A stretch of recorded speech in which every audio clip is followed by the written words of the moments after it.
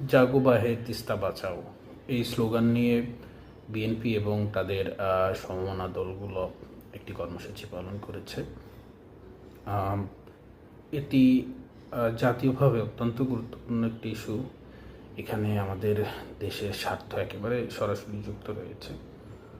বাংলাদেশকে বিভিন্নভাবে তিস্তা চুক্তি ঝুলিয়ে রাখা বা অন্যান্যভাবে বাংলাদেশের যে অধিকার সেই জায়গা থেকে বঞ্চিত করা হয়েছে দীর্ঘদিন ধরে, এবং বিভিন্ন সময়ে চুক্তির প্রস্তাব দেখিয়েও আসলে সেটা কোনো ফলপ্রসূ সমাধান করা যায়নি। যাই হোক, বাংলাদেশ সবসময় এই ইস্যুটা নিয়ে ভারতের দ্বারা প্রতারিত হয়ে এসেছে। আমি প্রতারিতই বলবো, কারণ এর আগে নরেন্দ্র মোদী একবার